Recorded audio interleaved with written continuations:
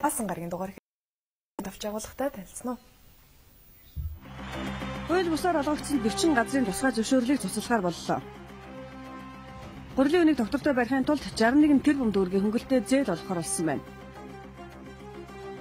Импортын бараа бүтээгдэхүүний нэвтрэх ачааллыг бууруулахын тулд хатуу хуваарьтай хачааны 90 галт тэрэг нэмж явуулахаар болжээ. Дэлхийн олон улсад хүүхдийн нас баралтын голлох шалтгааны нэгэд хоол тэжээлийн дутагдал харахаг суурь өвчлөл орох болсон байна. Улсын хурлын чуулган нэгдсэн хурлаанаар Монгол Улсын ерөнхийлөгчийн сонгуулийн тухай хуулийг өнөөдөр хэлэлцлээ. Америк нэгдсэн улсын нэгдсэн үндэсний байгууллага дахь байнгын илчлүүлэгч Сьюзен Райс Хиллари Клинтоны оронд төрийн нарийн бичгийн дарганд нэр дэвшгээс татгалзсан байна. Хойд Солонгосын төрийн мэдлийн хэвлэмдээлийн хэрэгслүүд тус улсын залуу удирдагч хиймэл дагуул бүхий алсын тусгалтай пуужин хөрөх ажиллагааг шууд удирдсан тухай мэдээлж хэллээ. Олон нийтийн эрх ашиг хүндсэн 40 газрын тусгай зөвшөөрлийг цуцлахаар болсон мэдээлэлээр цагийн урт хөтөлбөр эхэлж байна. Төрийн тамга барьж хууль зөрчсөн шийдвэрийн олон баримт нийслэлийн газартай холбоотой гарч байгаа. Хотын дунд автцам огтлцуулаад газар өгч гисэн тохиолдол цөөнгүй байна. Түүгээрж орохгүй цэцэрлэгийн хашаанд хүртэл буудал барихаар төлөвлөжээ. Энэ бол өмнөх жилүүдэд хотын дунд олгогдсон газрын зөвшөөрлүүдийн нэгэн жишээ юм. Тэгвэл газрын зөвшөөрлийг замбраагүй болгосон байдлыг эргэж харах ёстой гэж хотын удирдлагууд үзэж байна.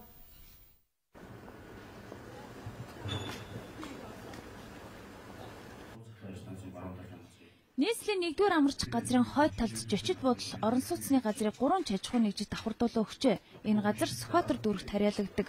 Мөн Баянгол дүүргийн хүүхдийн цэцэрлэгийн хашаанд жочид буудал барихаар төлөвлөж байжээ. Ийм жишээ олон бий. Энэ удаад цэцэрлэг, сургууль, нийтийн эзэмшлийн зан талбайд олгогдсон 40 гаруй газрын зөвшөөрлийг цуцлахаар болж байна. Хаан өдрийн 3 дугаар 18 дугаар сургуулийн хашаан дотор констракшн үзэл компани 300 м өдрөд газар байгаа. Энийг мөн сонголт оруулсан. За иргэн газар сүмдийн нэм сүрэн гэж хаан өдрийн 10 дугаар Чингисхан хонсны буудлын урд 30 м газар эзэмшиж байгаа мөн үүнийг оруулсан. Зөрчилтэй газруудад одоогоор ямар нэг байшин барилга баригдаагүй. Гэхдээ нийслэлд яг юм хууль бусаар газар аваад хөрөнгө зарж байшин барилга барьчихсан хувь хүн аж ахуйн нэгжүүд цөөнгүй байгаа. Тэдний газрыг хүчингүй олголоо гэхэд эдийн засгийн хохирлыг хэн барагдуулах вэ гэдэг асуулт шийдлээ нэхэж байна. Тухайн үед хуулиар зөрчөөд гаргасан засаг даргын алдаа штэ. Тэрнээс бол энэ бол иргэний буруу бол биш.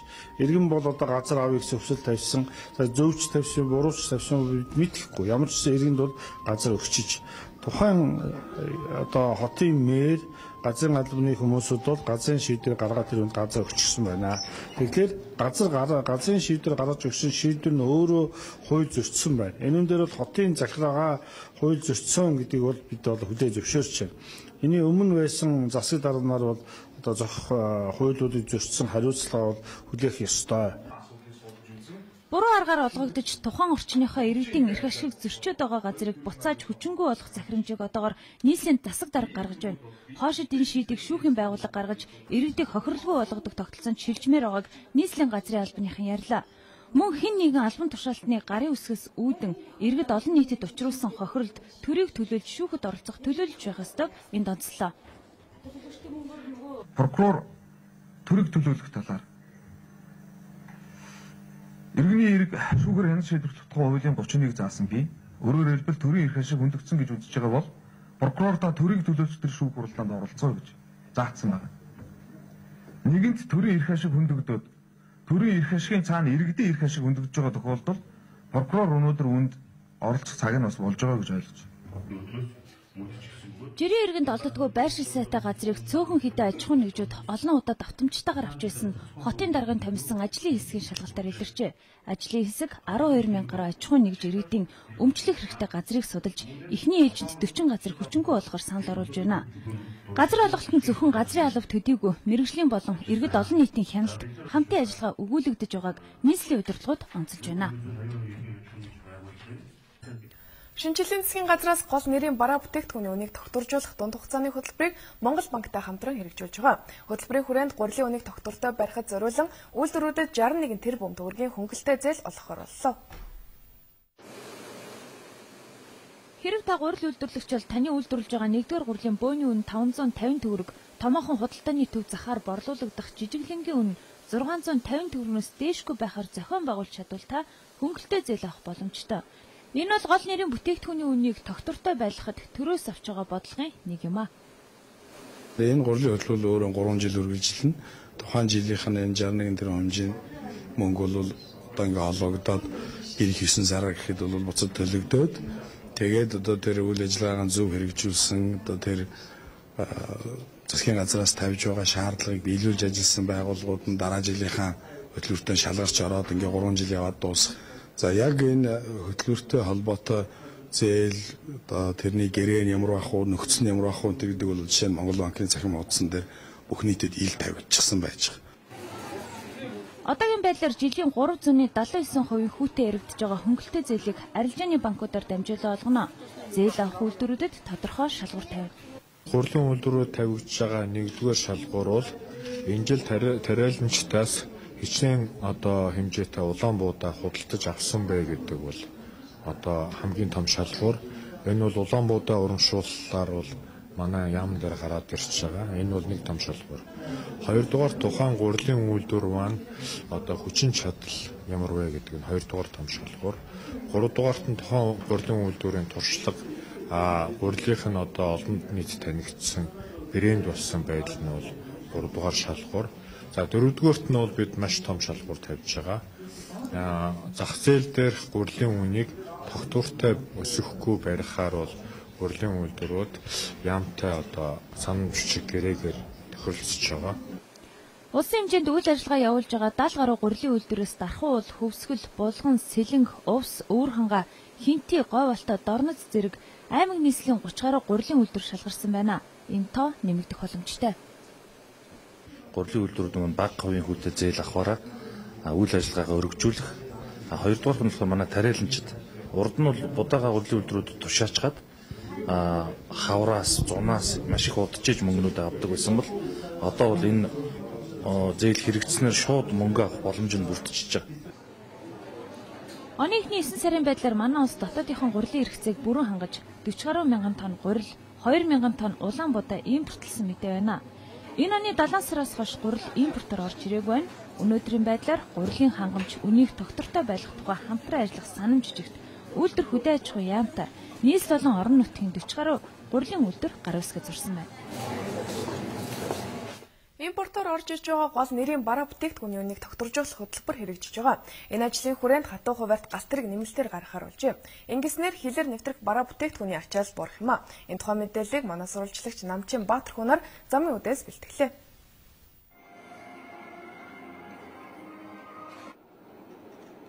Ургийн хэрэглээний бараа бүтээгдэхүүн болоод ачаа эргэлтийг хурдсхан, тээвэрлэлтийн өртгийг бууруулах хөтөлбөр 2 сарын өмнөөс хэрэгжиж эхэлсэн. Үүнээс хойш хатуу хуваар бүхий нэмэлт ачааны 90 галт тэрэг аялуулж 5500 орчим вагонд 300 гаруй тонн ачааг замын үд бомтоос тээвэрлсэн байна. Өдрийн ээлжинд ачаалсан вагонуудыг бид нэр тийм ээ одоо оройн 21 цагт Улаанбаатарт явуулна. Орой 17 цагаас хойш одоо орой ирсэн ачаалдаг шинэ ачаад өглөө 9 цагт явж байгаа галт тэрийн талбайж бид нэр энэ ачаануудыг л явуулж байна. Замын үдээс явж байгаа одоо дээрх одоо 2 галт нийтх байж байгаа 1301, 1303 гэсэн дугаартай. Энэ галт тэргүүд маань ер нь дунджаар 20 цаг яваал Улаанбаатар хүрч байгаа. Улаанбаатарт очимогч одоо манай Улаанбаатар өртөний нөхдүүд маань за энэ 2 цагийн дотор тийм ээ энэ ирсэн ачаа вагонуудыг одоо буулгалтын замуудад тавьж өгөх.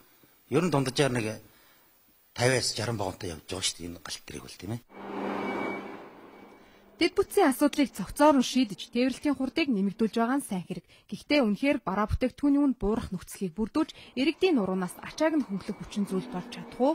Үүн дээр хэрхэн хяналт тавих вэ гэдгийг албаны хүнээс тодруулсан юм. Энэ бол үндсэндээ бол эдийн дөрөвтэй арга хэмжээ болсон гэдэг дээр бол санал нийттэй байна. За тэгэхээр Монгол банкны хувьд бол энд санхүүжилтийн зүгээс үндсэндээ 3 жилийн хугацаатай 303 тэрбум санхүүжилтээр энэ арга хэмжээнд дээр бол зээлийн шугамын нийхэд бэлэн энэ ажлууд нэлээд хурдцтай үр дүнтэй байдлаар бол хийгдэж байгаа. Тэгэхээр хоёр яам зам тээврийн яам Монгол банкны хамтарсан энэ арга хэмжээнд дээр холбогдох яамдууд өөр өөрсдийнхээ хувьд тодорхой төсөл лүүдийг яаралтай хугацаанд гаргаад ирэхэд бол санхүүжилтийн зээлийн шугам бол бэлэн байж байгаа. Өмнө нь өдөрт 80 орчим вагон ачааг гаргадаг байсан бол одоо энэ тоо нэг дахин өссөн. Дээрээс нь иргэд ачуулсан бараа бүтээгдэхүүнээ 12 цагийн дотор хүлээн авч байгаа. Цаашид үүнээс ч илүү хугацаа өртгийг хэмэх боломжтой хэлж байна. Улаанбаатар төмөр зам хувийн нийлүүлсэн нийгэмийн одоо шатгууны зардлыг одоо зуучсгүйгээр шууд одоо импортлж оруулж ирэх ажил хийгдсэн. Тэгээд эднийд одоо бас 3 сарын одоо нөөцний мөнгийг одоо шийдэж энийг шийдснээр 17% одоо тээврийн зардлыг одоо буруулна гэсэн тооцоо байж байгаа. Цаашид өргөн хэрэглээний барааны тээвэрлэлтэд зориулан өдөрт 100-аас доошгүй вагон аялуулж 9,000 тонн ачааг өдөрт нь багтааж замын үд Улаанбаатарын хооронд тээвэрлэх боломжийг бүрдүүлнэ. Үүний тулд мөн техникийн шинжилгээ хийхээр төлөвлөж байгаа.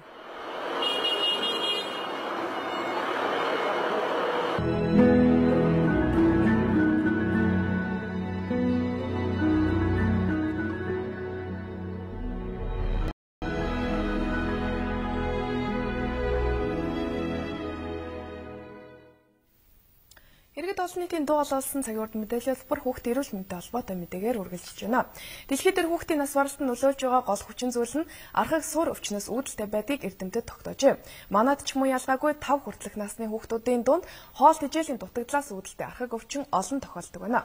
Хамгийн сүүлд хийсэн судалгаанаас харахад энэ насны хүүхдийн 5 орчим хувь нь тураалтай, 30 гаруй хувь нь цус багталтай гарчээ. Ар гэрийн гачигдал амьдралын боломжгүй байдлаас олж хоол тэжээлийн дутагдалд орж байгаа хүүхдүүд багахан хувийг эзэлж байна. Өөрөөр хэлбэл хүүхдүүд хоол тэжээлийн дутагдалд орж байгаа хамгийн том шалтгаан нь хооллолтын буруу зуршил, хүнсний бүтээгдэхүүний зохисгүй сонголттой холбоотой байдаг нь тогтоогджээ. Энэ нь эцэг эхчүүд бага насны хүүхдийн биеийн өсөлт, эрүүл мэндэд ямар хоол хүнс хэрэгтэйг төдийлөн сайн мэддэггүй гэсэн үг юм а. Мэдээж хүүхд юм чинь чихэр жимс амттай амьд дуртай, жимсэн их дуртай. Хүүхдүүд л бас чихэр жимсэнд л илүү дуртай л. Гэтэ хүмүүс бол ер нь янз бүрийн витаминлэг, янз бүрийн гадна дотоодын нэг витамин тэжээл авснаас өөрийн хүнсний нөгөө янз бүрийн мах ариг бүтээгдэхүүнээс л витамин авсан дээр байх гэж би бодд юм а. Эцэг эхчүүд хүүхдийнхээ дуртай амттныг биш, хүүхдийн эрүүл мэндэд тустай хэрэгтэй тэжээлийг нь өгч чадах хүнсний бүтээгдэхүүнийг сонгох нь чухал гэдгийг мэрэгчлэнүүд хэлж байна. Эцэг эхчүүд ер нь хүүхдүүдтэй бол чихэрлэг тийм ундаа тийм чихэр хүчний талын бага өгж байгаа хүүхдүүдтэй хоол тэр оюусны хэмэгдэс хоол цай өгж байгаа юм. Тэгвэл өсөлт ажилтнанд эрүүл мэндэд нөлөөлөх болно. Ерөөсөө хүүхдэд бол нэг чихэрлэг юм их өгвөл хүүхдийн хоол идэх туршлага айгу буурчдаг шүү ерөөсөө. Тийм болохоор эцэг эхүүд бол хүүхдүүд айлуулахаар чихэрлэг юм л өгөхгүй хоолыг сайн идүүлж явах хэрэгтэй. Тэгээ нөгөө чихэрлэг юм их иддэг хүүхдүүд чинь хоолндоо айгу дургу болчихдаг юм л шүү дээ. Хоол тэжээлийн архаг дутагдалд өртсөн хүүхдүүдийн 80 орчим хувийг 2 хүртэлх насны хүүхдүүд эзэлж байна. Гэтэл энэ насандаа хоол тэжээлийн дутагдалд орсноор хүүхдийн бие бялдрын болон оюун ухааны хөгжилд хоцрогдол үүсдэг. Түүнээс гадна насан туршдаа шаналх архаг хууч өвчнийг голомттой болдог гэдгийг судлаачид хэлж байна. Тиймээс энэ асуудлыг зохицуулахын тулд эхний алхам нь юу байх ёстойг бид мэрэгчлэнээс тодруулсан юм а. Ихтэй хоол тэжээлийн дутагдлд орсон хүүхдүүдийг яаж эмчлэх вэ гэдэг асуудал байна. Энэний тухай ярих тэр зэрэг л одоо аймаг хотод ажиллаж исэн хүүхдийн соёлын асуудал бол иргэд заавс хөгдөж яригдана. Тэгэхээр энэ соёл байж 2-3 сарын онцгой хооллолтын дэглэмтэй давхар энэтэй нөхөн сэргийх бусад эмчилгээний аргуудыг цогцоор нь явуулж ижил энэ хоол тэжээлийн архаг дутлаас хүүхдүүдийг гаргах ёстой юм байна. Энэ бүхнээс харахад бага насны хүүхдүүдийн хоол тэжээлийн дутагдлыг бууруулахад анхаарлаа хандуулах цаг болоод байна. Өөрөөр хэлбэл хэдхэн жилийн дараа бидний түүхийг үргэлжлүүлэх ирээдүйн эцсийн дийлэнх хувь нь цус багталтай, архаг сүлдаатай оюун ухааны хоцрогдолтой болж хуурж байна гэдгийг мэрэгчлэнүүд сануулж байсан юм а. Орон төргийн яг энэ сэдвийг одоо студид үргэлжлүүлнэ. Бидний нойрын зочноор нийгмийн эрүүл мэндийн үндэсний төвийн эрдэм шинжилгээний ахлах ажилтан Батгонжрал байна. Танд орон төргээ. Тэгэхээр бага насны хүүхдийн нас баралтанд хүргэж байгаа шалтгаан бол хоол тэжээлийн хамааралтай энэ өвчний талаар ер нь муу ур дагавар одоо юу байх вэ гэдгээс соёл ярьсан эхлэв. 5 хүртэлх насны хүүхдийн дунд тохиолдож байгаа хоол тэжээлийн хамааралт эмгэг гэдэг нь тэдний хоол хүнсээр авах эндсэн шимт бодис, амин дэм эрдэсийн илүүдл болон тутлаас үүдэлтэй эмгэгийг хэлдэг. Эдгээр эмгэгт бидээс тураал, өсөлт хоцрол, туранхай, илүүдэлжин, таргалал, цус багдлалт, архи зэргийг багтаа үздэг. Хоол тэжээлийн яг энэ хамааралтай өвчнөр өвдсөн тохиол хүүхдүүд ямар муу үр дагавар ер нь илэрх үү? Хүүхэд бол хоол тэжээлийн эхийн хэвлэлд болон төрсний дараа хоол тэжээлийн ямар нэгэн эмгэгтэй байснараа алсын ойрын болон алсын муу үр дагавартай хоол тэжээлийн тутлын улмаас тархины эд тэжээлээр дутагдаж хөгжил нь бол саатаж оюун ухаан танин мэдрэхүйн сэтгэхүй суралцах чадвар үе тэнхээсээ хоцрох тархлаа бол суларч өвчлөмтгий бодлох эргэтэн системийн тогтолцооны хэвийн үйл ажиллагааг хангадаг эрдэс бодисын дааврын солилцоо алдагдсанаас булчингийн хэмжээ бол жижигэрч давжаарах өсөлт хоцролт үүсэх тураал архит зэрэг эмгэгүүд үүсдэг. Бага насндаа хүүхэд бол бодисын солилцооны зохицуулга алдагдсны улмаас насанд хүрээд халдварын бус архаг өвчнөр өвчлөх эрсдэл хүчин зүйлийг суурийг тавьдаг. Тэгэхээр яг энэ төрлийн судалгаа болмоор нэлээд ихсэн гэж харж байгаа. Олон улсын хэмжээнд хүн амынхаа хоол тэжээлийн байдлыг үнэлдэг 5 жил тутамд үнэлгээдэг жишг тогтсон байдаг бөгөөд энэхүү жишгийн дагуу Монгол улс хүн амын хоол тэжээлийн байдал үндэсний судалгааг 1992 оноос 4 удаагийн судалгаа хийсэн. 2010 онд хийгдсэн хүн амын хоол тэжээлийн байдал үндэсний 4-р судалгааны дүнгээр 5 хүртэлх насны хүүхдийн дундах тураал 4.7, өсөлт хоцрол 15.6, туранхай 1.7, илүүдэлжин 5.7%-тай, цус багдлалт 28.5, АМД-ийн тутал 32.4%-тай байгаа гэдээс судалгаагаар бол тогтоосон байдаг. Мөн Азийн хөгжлийн банкны санхүүжилтээр бол хийгдсэн бага насны хүүхдийн дундах архаг хоол тэжээлийн тутлыг бууруулах төслийн хүрээнд бага насны хүүхдийн хоол тэжээлийн талаарх эрүүл мэндийн ажилчид болон эхчүүдийн мэдлэг хандлагыг үнэлгээний судалгаа суурь судалгаа 2010 онд хийгдсэн. Энэ судалгааны үр дүнгээр эрүүл мэндийн ажилчдын 2 хүн тутмын нэг нь 6-аас 23 сартай хүүхдийн нэг удаа төгөх нэмэгдэл хоолны хэмжээг бол мэдэхгүй. 36% нь бол бас давтамжийн талаарх мэдлэг хангалтгүй байгааг тогтоосон. Мөн эцэг эхчүүдийн хүүхдийн хоолтын талаарх мэдлэг 75.6% нь бол хангалтгүй үзүүлэлттэй гарсан байгаа тус тогтоосон. Ер нь эцэг эхчүүдийн хувьд бол за миний хүүхд одоо энэ тураалд орж байгаа шүү. Миний хүүхд одоо ямар нэг аминд дутж шүү гэдэг хэдийн мэддэггүй шүү дээ. Мэдээж эцэг эхчүүд хамгийн ойр байх нь бол анхаарчдын тусламж үйлчлэгийн үзүүлэлт өрхийн имлэг гэж харж байна. Тийм үү? Та санал хэлв. Тийм санал нийлж байна. Эрүүл мэндийн анхан шатны тусламж үйлчилгээ үзүүлдэг өрхийн эмчнэр бол тураалтай хүүхдийг хоол тэжээлийн хамааралтай эмгэгтэй хүүхдийг бол хянах, илрүүлэх, эмчлэх бол үүрэгтэй. Эрүүл мэндийн сайдын бол журам байгаа. Шинжилгээ гарсан журмын дагуу бол эдгээр бол эрүүл мэндийн ажилтнууд бол үүрэг хариуцлага хүлээсэн байдаг. Энэ журмын дагуу бол өрхийн эмнэлэг дээр бол илрүүлээд, хянаад, эмчлэх үүрэгтэй байдаг. Тэгээд хоол тэжээлийн хамааралт эмнэлгийн бол зэргээс нь хамаарч дунд болон хөнгөн хэлбэрийг өрхийн эмнэлгийн эмчилгээ хариуцсан бол эмчилгээгээ явуулна. Хүнд хэлбэрийн бол 3 дугаар хүнд хэлбэрийн бол хоол тэжээлийн хамааралт эмнэлгийн 3 дугаар зэргийн шатлалын эмнэлэгт бол эмчлэх бол энэ журмд тусгагдсан байдаг. Тэгэхээр бага насны хүүхдийн хоол тэжээлийн дутагдал энэ суур өвчлийн шалтгааныг одоо судалгаанаар илүү наривжилж харах ёстой бодлого шийдвэр гаргахад хүрэх ёстой гэж хардаг л да энэ дээр. 2010 онд хийгдсэн хүн амын хоол тэжээлийн байдал үндэсний 4-р судалгааны дүнгээр хоол тэжээлийн хамааралт эмнэлгийн өсөлт хоцролтын бол тархалт баруун бүсэд бол 33.1%-тай дэлхийн эрүүл мэндийн байгууллагын нэлгээгээр өндөр түвшинд бол тогтогдсон байгаа. Ийм учраас бол бүс нутгийн онцлогийг харгалзан өсөлт хоцролтын тархалт бол 33.1%-тай үүний шалтгааныг илрүүлэх наривчлсан судалгаа зайлшгүй шаардлагатай байгаа. Ер нь шалтгааныг нь илрүүлж чадвал бид нар бас бодлого тодорхойлогчдод илүү нэмэр болох байх гэж бодоод байна л да. Тэгэхээр бид нар судалгаа хийсэн бас бодлого бас хэрэгжиж явж байгаа гэж харж байгаа. Гэхдээ үр дүн ер нь харагдаж байна. За бага насны хүүхдийн хоол тэжээлийн талаар бол төрөөс бол бодлогыг бол 3 чиглэлээр бол хэрэгжүүлж ирсэн. Үүнд бол эхийн сүгээр хооллох бодлогыг хамгаалах дэмжих чиглэлээр хүүхдийн бага насны хүүхдийн өсөлтийг бол дэмжих чиглэлээр 3-т нь бол их хүүхдийн бичил тэжээлийн тутлаас сэргийлэх чиглэлээр үйл ажиллагаануудыг хэрэгжүүлж энэ үйл ажиллагаануудтай холбогдсон хууль эрхийн бол баримтчүүдийг боловсруулад хэрэгжүүлж байгаа. Бидний бол бас нааштай бол хоол тэжээлийн хамааралт эмнэлгийн бол тархалт бол буурсан үр дүнтэй буур хандлагатай байгаа.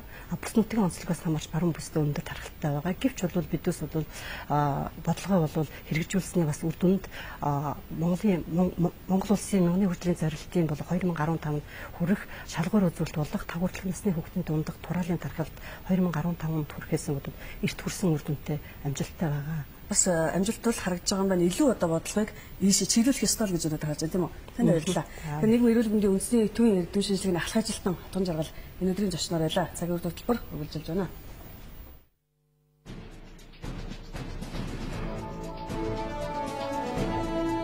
Парламентд судалгаа намуудын төлөөлөл 2012 оны улс төрийн байдлыг үнэлэн дүгнсэн уулзалтыг зохион байгууллаа. Энэ жил улсын хурлын болон орон нутгийн сонгуул болж, сонгуулийн үр дүнтэй холбоотой олон үйл явдал өнөөдөр ч улс төрийн амьдрал өрнөж байгааг тал бүрээс нь үнэлэн өгүүлээ. Монгол улс олон намын тогтолцоотой ардчилсан улс гэдгээ баталгаажуулахын тулд улс төрийн хүчнүүд шинжилэл хийх цаг болсныг энэ уулзалтаар хөтлөө. Монгол Ардын Хувьсгалт намын ерөнхий нарийн бичгийн дарга Шилэг Дам тэргүүтээ тус намын нарийн бичгийн дарга нар өнөөдөр төв байрандаа сэтгүүлчдэд мэдээлэл хийлээ. Энэ үеэр тэд Монгол Ардын Хувьсгалт нам засгийн газраас гарах эсэх асуудлыг эх 7 хоногт зарлагдах Монгол Ардын Хувьсгалт нам Монголын үндэсний ардчилсан намын шударгаас эвслийн удирдах зөвлөлийн хуралдаанаас эцэслэн шийднэ гэсэн тайлбарыг өглөө. Монгол Ардын Хувьсгалт намын дарга энх баярын бие ноцтой байдалд байгаа талаар түүнд шинжилгээ хийсэн зөвлөх эмч нарын багаас мэдээллээ. Хуурай өсгөлөнгийн хамгийн дээд тал нь 10 хоног байдаг. Харин энх баярын хувьд 11 хоногийн турш хуурай өсгөлөн зархалсан. Тиймээс архаг хордлогод орсон гэсэн онш гарч жин хасагдаж цурлаг эрхтнүүд нь байх ёстой хэмжээнээсээ харьцангуй жижигэрч уургийн дутагдал гүнзгийрсэн, дархлаа буурсан, эдисийн дороотол хурдцтай явагдаж байгаа нь хамгийн сүүлд хийгдсэн шинжилгээгээр тогтоогдсон гэдэг мэдээллийг өглөө. Нэгдсэн үндэсний байгууллагын худалдан авалтын хилцээс нэгдсэн үндэсний байгууллагатай хамтарч ажиллах ханган нийлүүлэлт тавигдах шаардлага нөхцөлийг иргэдэд танилцуулах гэж байна. Энэ талаарх хурлыг энэ сарын 17-18-нд гадаад харилцааны яамд зохион байгуулна. Нэгдсэн үндэсний байгууллагын худалдан авалтын гол чиглэлүүд нь агаарын тавир, харилцаа холбоо, барилга, архитектур, хүнсний бүтээгдэхүүн, химийн бүтээгдэхүүн болон автотеврийн хэрэгсэл, аюулгүй байдлын тоног төхөөрөмж, үйлчилгээ зэрэг байна. Улаанбаатар хотын ерөнхий архитектор мэдээлэл гаргажээ. Хот байгуулалтын тухай, барилгын тухай хууль тогтоомжийг үл тоомсорлох, барилгын норм дүрмийг зөрчих үйлдэл гарсаар байна. Тиймээс барилга байгууламжийн техникийн зураг төсөлж боловсруулах даалгаврыг Улаанбаатар хотын ерөнхий архитектор баталгаажуулах болжээ. Барилга байгууламжийн техникийн зураг төсөл нь зохих шаардлага хангахгүй бол техникийн зураг төслийг хүлээн авахгүй байхаар болжээ. Монголын үндэсний олон нийтийн радио телевизийн үндэсний зөвлөл өнөөдөр хурлаа.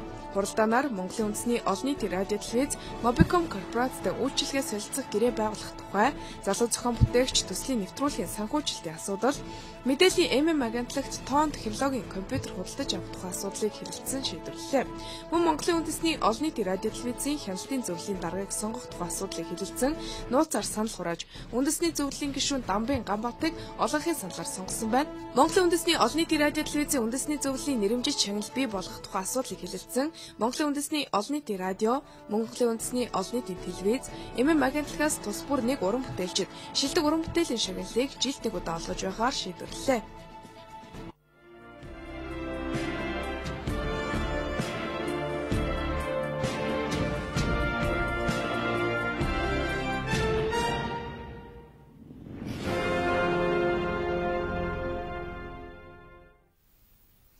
Улсын хурал Монгол улсын ерөнхийлөгчид сонгуулийн тухай хуулийг шинжилэн найруулахаар хэлэлцэж эхлээд байна. Одоо улсын хурлын нэгдсэн уралдаанаас хийсэн сурвалжлагыг үзүүлье. За Монгол улсын ерөнхийлөгчийн сонгуулийн тухай хуулийн шинжилсэн найруулгын төсвийг боловсруулсан улсын хурлын холбогдох ажлын хэсгийн гишүүдийн хувьд ерөнхийлөгчийн ээлжит сонгуульд гадаадын улс орнуудад ажиллаж амьдарч суралцж байгаа иргэдийн саналыг авах, сонгуулийн ороодыг төрийн албан хаагчдаар бүрдүүлэх, сонгогчдын нэрсийн жагсаалттай холбогдсон харилцааг улсын бүртгэлийн байгууллагад хариуцуулах, сонгуулийн автоматжуулсан системийг нэвтрүүлэх саналыг гаргаад байна.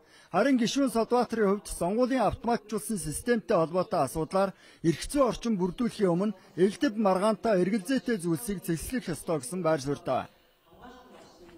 Гол утга нь бол маш олон зүйл маргаантай тойрогдор маргаантай асуудал одоо хүртэл сонгогчдын, улс төрчдийн, улс төрийн намуудын дунд эргэлзээтэй байна. Өнөөдөр дахиад энэ автоматжуулсан системийг оруулж ирж энэ хэр хэмжээний хөрөнгө мөнгө зарах юм. Энэ автоматжуулсан системийнхаа энэ ард түмний дунд байгаа, олон түмний дунд байгаа эргэлзээг тайлах чиглэлээр сонгуулийн ерөнхий ороо тодорхой арга хэмжээ авахгүй мó? Содбаатар гишүүд. За манай улсын хувьд сонгуулийн автоматжуулсан систем ашигласнаар олон улсад үнэлэгдэж байгаа гэсэн тайлбарыг ерөнхийлөгчийн сонгуулийн тухай хуулийн төслийг боловсруулсан улсын хурлын холбогдох ажлын хэсгийн зүгээс өгч байна.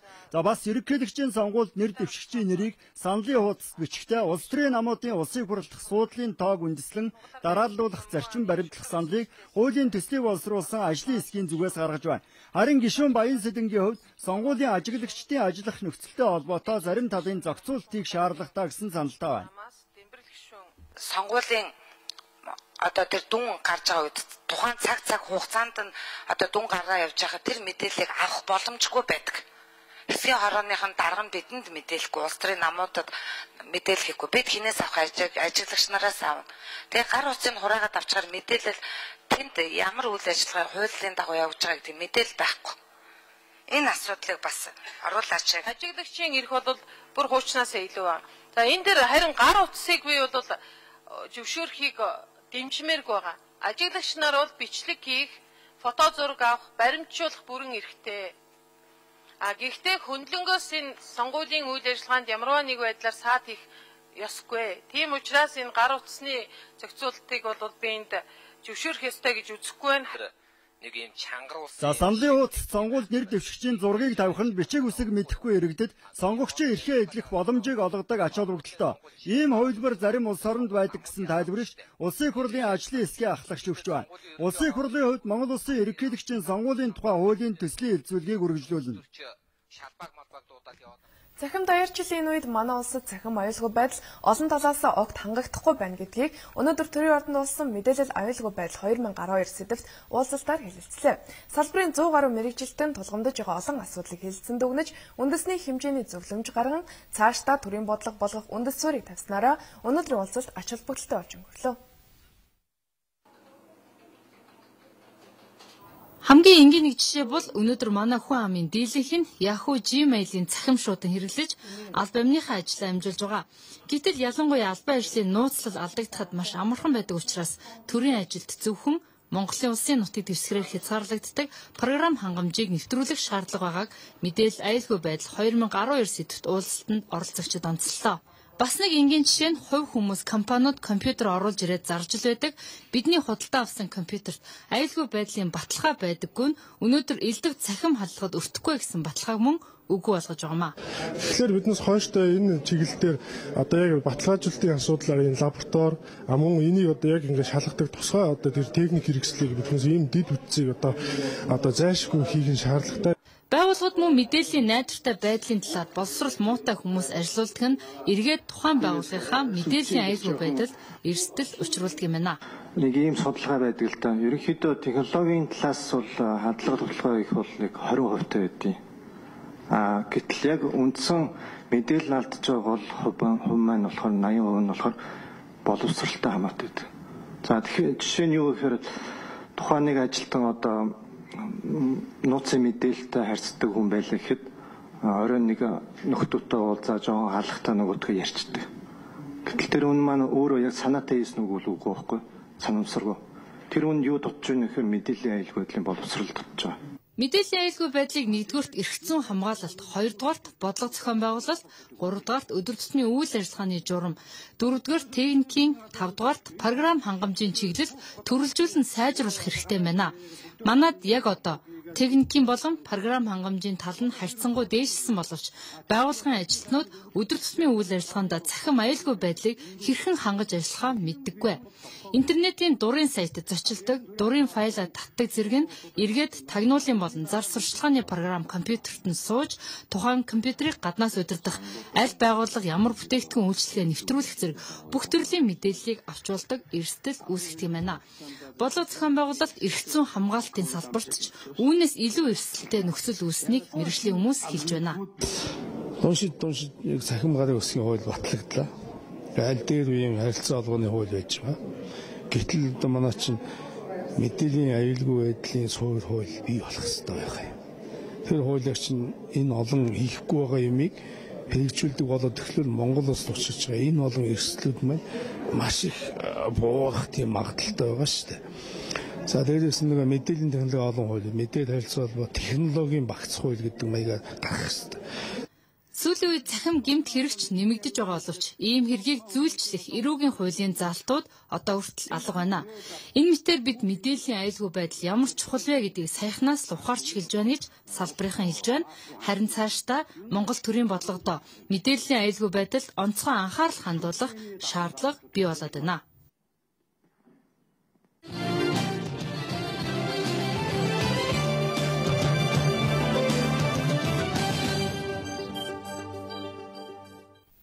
Альва улс орон соёл урлагаа түгээн дэлгэрүүлэх төрийн бодлогоо эдийн засгийн хөшүүргээр хөдөлгөж байдаг. Ялангуяа соёл урлагийг аялал жуулчлалтай холбон хөгжүүлбэл урлагаа сурталчилж, мөн жуулчлалын орлогоос чамгүйх ашиг болж болдог байна. Хүмүүс мэддэг гэрнээ өнөө хүртэл манад огт ажил олоогүй сэдвийг өнөөдөр 2 дахь өдрөө төрийн ордонд үргэлжилсэн соёлын чуулганы үеэр хэлэлцлээ.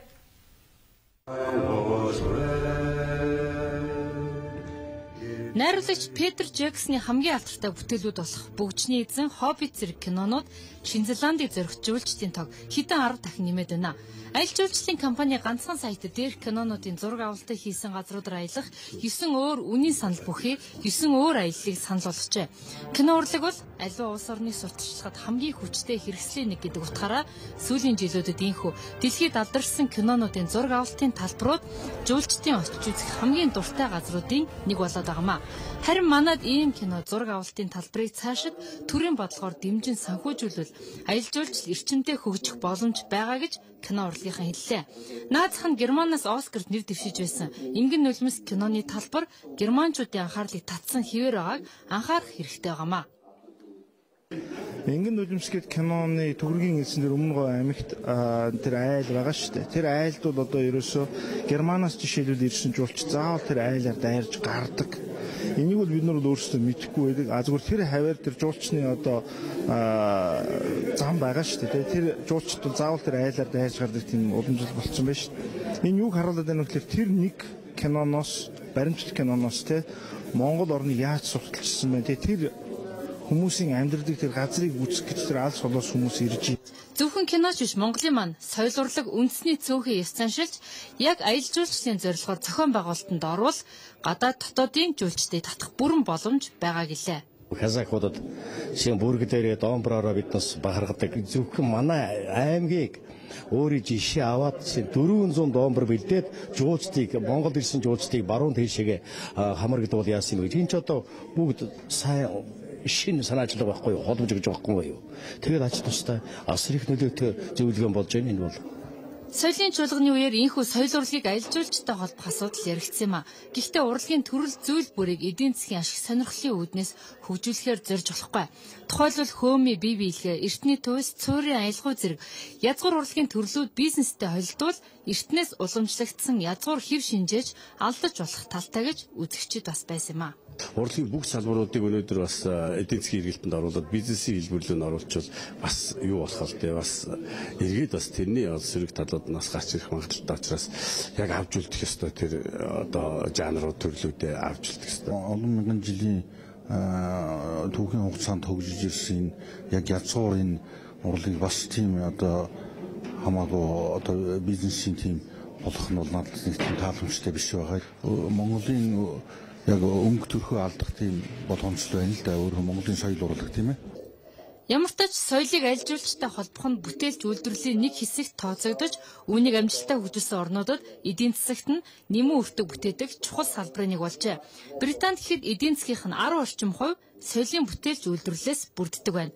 Харин манад өнөө хүртэл соёлын бүтээлч үйлдвэрлэл гэдэгт гар урлалын хитгэн жижиг компани бүтээгдэхүүнийг тооцсон бүртгэж байсан бол цаашдаа энэ салбарыг жинхэнэ утгаар нь хөгжүүлэх, аялал жуулчтай хослуулах нөхцөл бололцоонд бүрдчихсэн байна. Гагцхүү төрийн бодлого нэгдсэн зохицуулалт өгүүлэгдэж байна гэдгийг соёлын чуулганд оролцогчид онцолж байна. Цагаар хөтөлбөртэй хамт удирдлагын хүн баярлалаа. Дараагийн мэдээг танилцуулъя.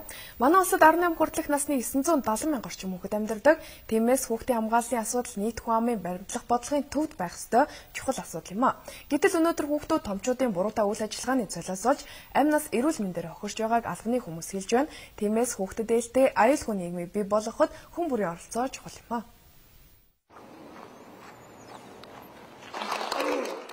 2012 оны эхний 10 сарын байдлаар насанд хүрээгүй хүүхдтэй холбоотой 940 гэмт хэрэг бүртгэгдсэн байна. Энэ нь өмнөх онтой харьцуулахад 458 хэрэгээр буюу 95% өссөн гэсэн үг юм а. Өөрөөр хэлбэл Монгол улсад үйлдэгдэж байгаа 20 хэрэг тутмын нэг нь хүүхдтэй холбоотой гэмт хэрэг байна. Энэ угаасаа энэ одоо 91 жилийн түүхэнд байгаагүй тийм өсөлт. Тэгээ одоо энэ жалангуяа насан туршийн хүүхдээс дөрвөн төрлийн гэмт хөвчлэн үлдэж байна. Улгаалах, дээрэмдэх, хүчиндэх, иргэдийн хвшилээ эрүүл мэндийн эсрэг гэмт хэрэг. Хүүхэд гэмт хэрэгт холбогдож хүүхэд гэмт хэргийн золиос болно гэдэг нь өнөөдрийн манай нийгмийн дүр зураг ямар байгааг илэрхийлж байна. Тиймээс Монгол улсын засгийн газраас зөв Монгол хүүхдийг хөгжүүлэхэд зөвхөн хүүхэд рүү биш, гэр бүлийн болон хүрээлэн байгаа бүхий л орчныг хүүхдэд ээлтэй болгох шийдлийг хэлэлцэж байна. За миний хувьд энэ удаагийн чуулганд оролцоод танаа улсын засгийн газарт 3 чиглэлийн сан төрүүлж байна. Нэгдүгээр хүүхдийн төлөө үйл ажиллагаа явуулдаг байгууллагуудыг нэг цогц бодлоготой болгож лидер байгууллагыг нь тодорхойлох. Хоёрдугаар хүүхдийн хамгааллыг системчлэх, сум баг дүүрэгт хүүхдийн эрүүл мэндийн асуудлыг сайжруулах. Гуравдугаарт гэр төвтэй үйлчилгээг бий болгох, гэр бүлийн орчинд анхаарал хандуулахыг санал болгож байгаа. Миний саналыг дэмжиж хүлээж авна гэдэгт итгэлтэй байна. Хүүхэд гэр бүлийн хөгжил хамгааллын шинжилэлт хамтдаа үндэсний чуулга уулзалт хүүхдээ сонсын аянд оролцсон 135 мянган хүүхэд 30 мянган багш эцэг эхийн санал бодол дээр тулгуурлаж байна. Өөрөөр хэлбэл хүүхдийн өдөр тутмын амьдрал тохиолдог бэрхшээл, эрхэн зөрчигдсөн асуудлуудыг тэдний бодит байдал тулгуурлан шийдвэрлэж байгаа гэсэн үг юм гэдгийг чуулганд оролцогчид онцолж байна.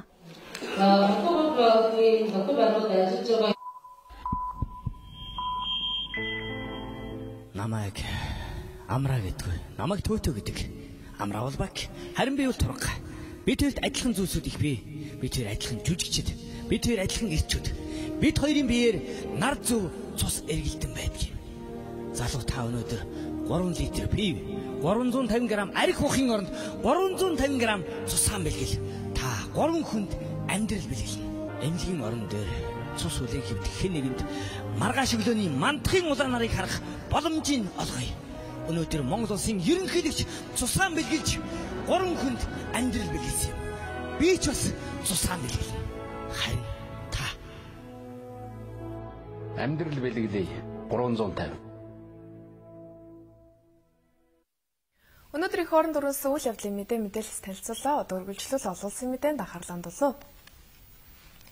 Америк нэгдсэн улсын нэгдсэн үндэсний байгууллага дахь байнгын элч төлөөлөгч Сьюзан Райс Хиллари Клинтоны орон төрийн нарийн бичгийн даргад нэр дэвшгээс татгалзаж нэрээ татсан байна. Америк нэгдсэн улсын ерөнхийлөгчийн хэвлэлийн албанаас тараасан Барак Обамагийн албан мэдээлэлд энэ тухай дурджээ.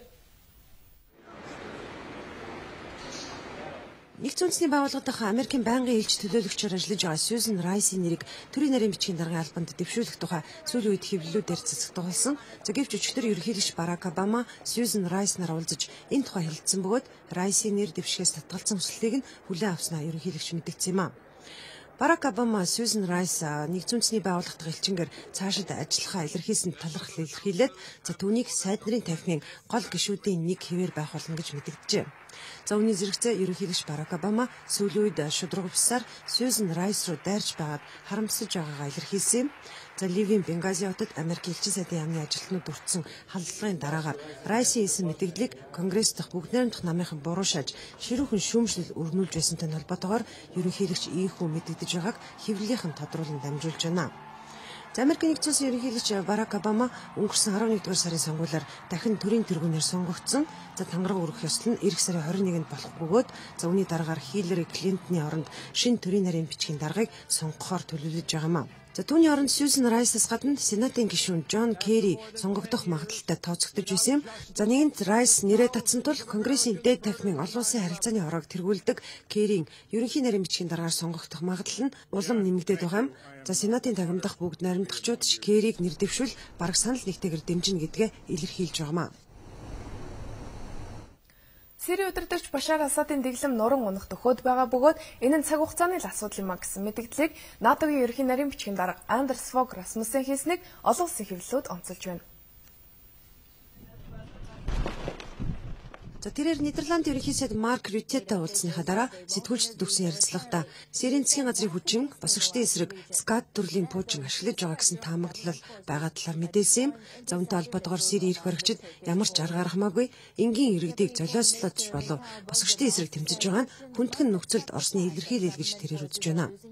Мөн өчигдөр Оросын улбаны улсын гадаад хэргийн сайдын орлогч Михаил Богданов за Сирийн удирдагч Башар Асадын засаг захиргааныхан ихэнх нутагт хяналтаа алдаад байгааг хүлээн зөвшөөрөх цаг болоод байгааг сануулсны хамтаар засвар хүчнийхний иргэний дайнд ялалт байгуулах магадлалыг үүсгэж болохгүйг тэмдэглэсэн байна. Гэхдээ тэрээр босгочид ялалт байгууллаач Сирийн хямрал удаан хугацаагаар үргэлжлэхийг анхааруулсан байна. Хойд Солонгосын төрийн мэдлийн хэвлэл мэдээллийн хэрэгслүүд тус улсын залуу удирдагч хиймэл дагвал бүхий алсын тусгалтай пуужин хөрөх ажиллагааг шууд удирдсан тухай мэдээлж байна. Бусад улс орнууд энэ нь Баласын пуужингийн туршилт байсан хэмээн үзэж байгаа. За харин Хойд Солонгосын мэдээллийн төв агентлаг удирдагч Ким Чин Ин за пуужин хөрөх тушаалыг өгсөн бөгөөд Пхеньян дахь нислэгийг удирдах төвд зочилж пуужин хөрөх үйл явцтай биечлэн танилцсан тухай дамжуулж байна. За пуужин хүчний дараагаар тэрээр мэдэгдэхдээ Хойд Солонгос тойрог замд олон хиймэл дагуулаа оруулж эдийн засгаа хөгжүүлэхийн хамтаар пуужин хиймэл дагуулын технологич цаашид улам хөгжүүлэх ёстойг тэмдэглэсэн байна. За төрийн мэдлийн агентлагууд энэхүү мэдээллийг дамжуулахдаа залуу удирдагч нислэгийг удирдах төвд зочилсон фото зургуудыг нь хамт нийтлсэн байна. За Хойд Солонгосчууд хиймэл дагуул бүхий алсын тусгалтай пуужингаа амжилттай хүргэснээр батлах бичлэгүүдийг төв телевизээр байнга үзүүлж байгаа. За энэ нь залуу удирдагчдаа ялалтыг өмчлүүлж түүнийг алдаршуулж төр засгийн эрх мэдлийг нь баталгаажуулах гэсэнтэй холбоотой гэж ажиглагчид үзэж байгаамаа. Эх 7 хоногт буюу 18-ны өдөр Өмнөд Солонгосын ерөнхийлөгчийн сонгуул болно. За энэ сонгуульд Хойд Солонгосоос дөрвөн зогтсон 27 настай Ким Йонг Мин анх удаага оролцож саналаа өгөх гэж байна. Тэрээр 2009 оны 2 дугаар сард Өмнөд Солонгост дөрвөн гарч тус улсын иргэн болон Ханкуг их сургуульд одоо суралцдаг бөгөөд ийхүү саналаа өгөх эрхтэй болоод байгаа юм. Ким Йонг Мин анх удаага төрийн тэргүүний сонгуульд оролцох болсондоо баяртай байгаагаа илэрхийлэхийн хамтаар за Хойд Солонгосыг ойлгодог, тулгымцсан асуудал үүсгэхээс зайлсхийж, яриа хэлцээ хийдэг хүн Өмнөд Солонгосын ерөнхийлөгчөөр сонгогдоосоо гэж хүсэж байгаагаа хэрэглэхэнд ярьж байна. Хойд Солонгос энэ 7 хоногт алсын тусгалтай пуужин өргөсөнтэй холбоотойгоор Өмнөд Солонгосын ерөнхийлөгчийн сонгуулийн кампани үеэр тус улстай холбоотой асуудал хурцаар тавигдж байна. За иргэд сонгогчдын хувьд Солонгосын хойгийн инх тайван аюулгүй байдлын асуудалд хэрхэн хандаж байгаагаар нь хэний төлөө саналаа өгөхөөр шийдэх хүмүүс их байна. Гэхдээ хэн ч сонгогдсон байлаа Хойд Солонгосын асуудлаар Вашингтон, Бээжин, Токиото нэгт хамтран ажиллах хэрэгтэй болохыг ажиглагчид энэ үеэр бас сануулж байна. Куба удирдагч Раул Кастро тус улсад хүндхэн хагалгаа хийлгэсэн Венесуэлийн ерөнхийлөгч Уго Чавесыг дэмжихээ илэрхийлсэн байна. Тэрээр өчигдөр Кубын үндэсний ассамблеийн чуулганд ирхэлсэн үгэндээ энэхүү мэдэгджээ. Үүний зэрэгцээ Кубын үндэсний ассамблеийн гишүүд тус улсын гол холбоотой Венесуэлийн ерөнхийлөгчөд дэмжлэг үзүүлэх тогтоолын төслийг санал нэгтэйгээр баталжээ. Үүнтэй холбоотойгоор Куба Венесуэл улсын харилцаа өндөр түвшинд байдаг бөгөөд Уго Чавес төрийн тэргүүнээр ажиллаж эхэлснээс хойш эрх чөлөөний энэ харалт хөнгөлөлттэй үнээр олон тэрбум долларын нефт нийлүүлж байсныг хэвлэлийнхэн сануулж байна. Замун өчигдөр Кубын парламент эх оны төсөв баталсан бөгөөд улс орны санхүү эдийн засгийн гол баримт бичигтээ эдийн засгийн шинтгэлээ үргэлжлүүлэн хийхээр төлөвлөжээ. Кубын 2013 оны төсвийн алдагдал дотоодын нийт бүтээгдэхүүнийх нь 3.6% тэнцэх хэмжээнд байхаар батлагдсан байна. За энэ оны хувьд тус улсын эдийн засгийн өсөлт өмнө нь тооцоолж байсан 3.4% хүрэхгүй харин 3.1% гарахаар байгааг засгийн газраас мэдээлж байсан. Эх оны хувьд өсөлт 3.7% хүрэх бөгөөд дэлхийн эдийн засгийн хямрал үргэлжилж байгаа энэ үед энэ нь чамлахаар үзүүлэлт биш гэж Кубын удирдагч Раул Кастро тэмдэглэж байна. Дэлхийн эдийн засгийн хямрал үргэлжилж байгаа. Хойд Америкийн хориг авах хэмжээнээс болоод банкны салбар хүндрэл бэрхшээлтэй тулгарч байна. Мөн хөнсний бүтээгдэхүүн болоод шатхууны үнийн өсөлт зэрэг нь энэ онд дотоодын нийт бүтээгдэхүүний хэмжээ буурах хүчин зүйлүүд болж байгаа юм. Замун Кубын удирдагч Барак Обама Америкийн нэгдсэн улсын ерөнхийлөгчөөр дахин сонгогдсонтой холбоотойгоор тус улстай эрх тэгш харилцан бие биенээ хүндэтгсэн яриа хэлцээгээ сэргээж нээлттэй хамтран ажиллахад бэлэн байгааг мэдгдсэн байна. Одоо ус цаг өргөчний хүрээлэнгээс ирүүлсэн цаг агарын мэдээг хүлээн авна.